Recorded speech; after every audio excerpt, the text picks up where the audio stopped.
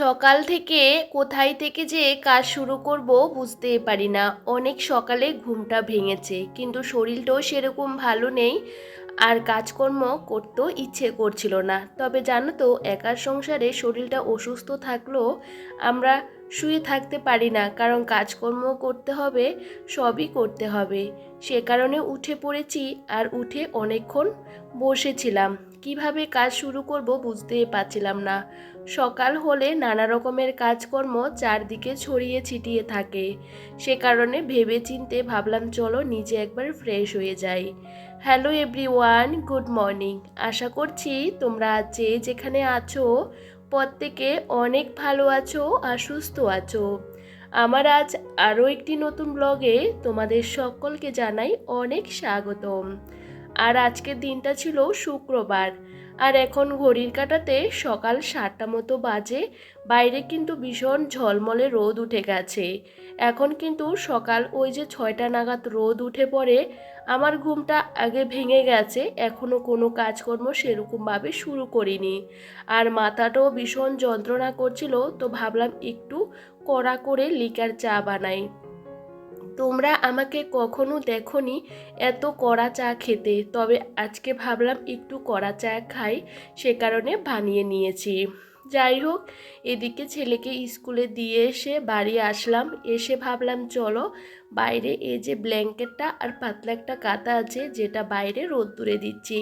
সংসারে অনেক কাজকর্ম পড়ে আছে, সকাল থেকে সেরকম কোনো কাজকর্ম আমি করিনি, শুধু বাসি কাজগুলো করেছি।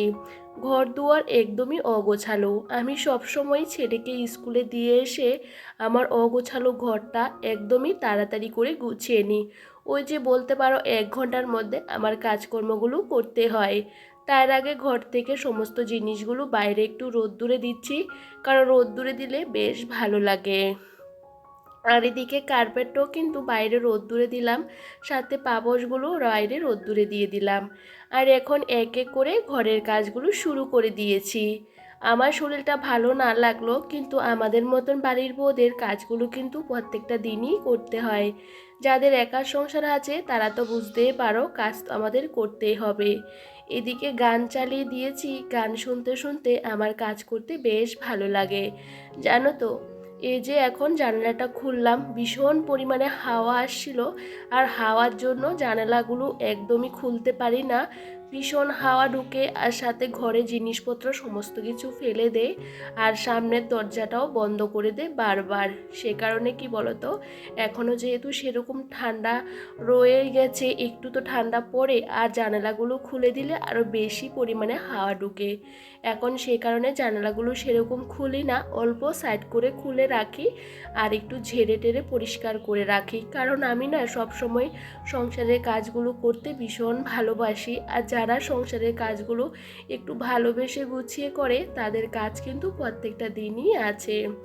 আর ভাবলাম চলো এই ঘরটাকে ভালো করে গুছিয়ে নিই। প্রত্যেকটা দিন রাতেবেলা ঘুমানোর আগে এই সমস্ত কাজগুলো কিন্তু আমি গুছিয়ে রাখি। তারপরও দেখবে সকালবেলা সমস্ত কাজকর্মগুলো একদমই এলোমেলো এদিক সেদিক ছড়িয়ে ছিটিয়ে যায়। যাই হোক, সকালবেলা যখন ছেলেকে স্কুলে পাঠাই, জানো তো ভীষণ দৌড়াতে হয় ওর পেছনে, কারণ একদমই স্কুলে যেতে চায় না, জামা প্যান্ট পরতে চায় না। একবার বাইরে একবার ঘরে ওকে নিয়ে আমাকে দৌড়াতে হয়। সে কারণে আমার আরও দেরি হয়ে যায়, জানো তো। আমি যতই সকালবেলা উঠি না কেন, ছেলেকে স্কুলে দিয়ে এসে তারপরে কিন্তু আমি সমস্ত কাজগুলো একদমই তাড়াতাড়ি গুছিয়ে নিতে পারি। আর এদিকে আলনাটাও কিন্তু খুব সুন্দর করে গুছিয়ে নিয়েছি। সব সময় জামা কাপড়গুলো একরকম ভাঁজ থাকলে কি বলতো, উপর থেকে প্রচুর ধুলো পড়ে যায়। সে কারণে আমি ভালো করে জামা প্যান্টগুলোকে একটু ঝেড়ে পরিষ্কার করে গুছিয়ে রাখি। ঘরের মধ্যে আমরা অনেক কিছুই গুছিয়ে রাখি, অনেক দিন হয়ে গেলেই সেখানে কিন্তু ধুলো পড়ে যায়। সেগুলোকে একটু উলট পালট করে গুছিয়ে রাখলে দেখতেও কিন্তু বেশ ভালো লাগে। আর এই যে ফ্রিজের উপরটাও কিন্তু ভালো করে পরিষ্কার করেই মুছে নিচ্ছিলাম, আর ফ্রিজটাকেও কিন্তু ভালো করে মুছে নিচ্ছি। এখন যেহেতু শীতকাল, রাতেবেলা ফ্রিজটা চালিয়ে রাখলে সকালবেলা ফ্রিজটা আমি বন্ধ করে রাখি। আবার কি বলতো, দুপুরের নাগাদ আবার একটু চালিয়ে রাখি, কন্টিনিউ চালিয়ে রাখার দরকার হয় না। আর এখন এই যে চেয়ারগুলো এক এক করে মুছে নিচ্ছিলাম। ভীষণ পরিমাণে ধুলো পড়ে। আর সাথে কি বলতো, অনেক সময় অনেক দিন হয়ে গেলে নিচের জায়গাগুলোর মধ্যে মাকড়সা জাল পেতে রাখে। আর আমার তো সব সময় পরিষ্কার পরিচ্ছন্ন থাকে, সেরকম আমার কোনো রকম অসুবিধা হয় না। তবে কাপড়গুলো কিন্তু ঝাড়তে হয়, না হলে দেখতে একদমই বাজে লাগে। আর আমার যেহেতু খোলা বারান্দা, সে কারণে ভীষণ পরিমাণে ঘরে ধুলো আসে। আর সাইডে যে স্ট্যান্ড পাখাটা রেখেছিলাম, নাইটি দিয়ে জড়িয়ে রাখাতে অনেকটাই সুবিধা হয়েছে। আর সে কারণে ওই যে একটু বাড়ি মারলে কিন্তু ঝাড়ু দিয়ে একদমই পরিষ্কার হয়ে যায়। যাই হোক, ঘর দুয়ারগুলো গোছানো না লাগলে না আমার একদমই ভালো লাগে না। ওই যে বেশ ভালো লাগে ঘর দুয়ারগুলো গোছানো থাকলে। আমার শরীরটা যতই অসুস্থ হোক না কেন, যখন ঘর দুয়ার সমস্ত কিছু পরিপাটি গোছানো থাকে তখন মনে হয় না যে আমি অসুস্থ। দেখবে চারপাশটা যদি পরিষ্কার মানে পরিচ্ছন্ন আর পজিটিভিটি থাকে না, নিজের মধ্যেও আলাদা শান্তি পাওয়া যায়। এদিকে দেখো, এই ঘরটা কিন্তু আমি ভালো করে গুছিয়ে মানে ঝাড়টার দিয়ে নিয়েছি। এখন চলে আসলাম এই ঘরে। তো ভাবলাম চলো বিছানা চাদরটা একটু বাইরে রোদ্দুরে দিয়েছিলাম আর কি, কারণ একটু কি বলতো, রোদ্দুরে দিলে একটু ধুলোবালু বেরিয়ে যায়। তার মধ্যে এই যে বিছানা চাদরটা এখন নিয়ে আসলাম, আর এখন ঝেড়ে কিন্তু এই যে বিছানার মধ্যে পেতে দিয়েছি। এই চাদরটা আমার বেশ ভালো লাগে, কিন্তু অনেক দিন হয়ে গেছে তো আমার বিয়েতে গিফট পাওয়া। কিন্তু জানো তো, এই চাদরটা এতটাই ভালো, যেভাবে পাতি না কেন খুব সুন্দর বিছানা চাদরটা সেট হয়ে যায়। আর বিছানাটা দেখবে একটু টান টান করে পাতা থাকলে বিছানাটা পরিষ্কারও লাগে, আর সাথে দেখতেও কিন্তু বেশ ভালো লাগে। আমি ইদানিং দুটো বিছানা চাদর নিয়েছিলাম, কিন্তু জানো তো একদমই ভালো না। কারণ কি বলো তো, আমার খাটের সাইজ থেকে অল্প একটু ছোট হয়ে গেছে। মানে ভালো করে ওটাকে না টান টান করে পাততে পারি না, ওই পাশ থেকে টানলে এ পাশে চলে আসে। আমার খাটটা না অন্যান্য খাটের থেকে একটু সাইজটা বড় ছিল আর কি। আমার ম্যাট্রেসটাও কিন্তু আমার খাটের তুলনা ছোট হয়ে গেছে। এই যে সাইডগুলো দেখতে পাচ্ছ অনেকটাই ফাঁকা। তো জানো তো, আমার খাটটা যেহেতু একটু বড়, সে কারণে আমি ডবল বিছানা চাদরও কিনলে অনেক সময় ঠিক করে হতে চায় না। যাই হোক, এই যে এখন ঘরটা ভালো করে গুছিয়ে নিয়েছি, তোমাদেরকে সেগুলো আর শেয়ার করিনি, কারণ রোজ দিনের কাজগুলো না বারবার শেয়ার করতে কারোরই ভালো লাগে না। যেহেতু আমি বাড়ির থেকে বেরোই না, সবসময় সংসারের কাজের মধ্যে থাকি। আসলে বাইরে ঘরে আমাকে সব কাজ নিজেকেই একা হাতে সামলাতে হয়। আমাদের মতো অনেক গৃহিণী আছে যারা একা হাতে খুব সুন্দর করে সংসার সামলায়, বাইরের দিক সামলায়, বাচ্চাকে সামলানো অনেক কাজকর্মই করে। তার তুলনা আমরা সেরকম কাজই করি না। আমরা শুধু ঘরের এই যে টুকিটাকি কাজগুলো করি। আস্তে আস্তে ছেলে বড় হচ্ছে, ওর দায়িত্ব পড়াশোনার চাপটা বেড়ে গেলে আমরা কিন্তু আরও সময় পাবো না, কারণ এখন তো ও ছোট, সেরকম মানে লেখার সেরকম চাপটা নেই। তবে যেটুকু আছে সন্ধ্যার পর থেকে আমি ওকে সময় দেওয়ার চেষ্টা করি। আমি কখনো দেখবে বিকেলের পর থেকে আমি আর ভিডিও শ্যুট করি না, কারণ বিকেলে ছেলের পেছনে আমাকে সময় দিতে হয়, ওকে একটু পড়াতে হয়, বুঝতে পারো। আর অনেক সময় একা একা সমস্ত দিকটা সামলে না আর ভালো লাগে না। তারপরও আমাদের যে দায়িত্ব কর্তব্য সেগুলো তো পালন করতেই হবে, তাই না?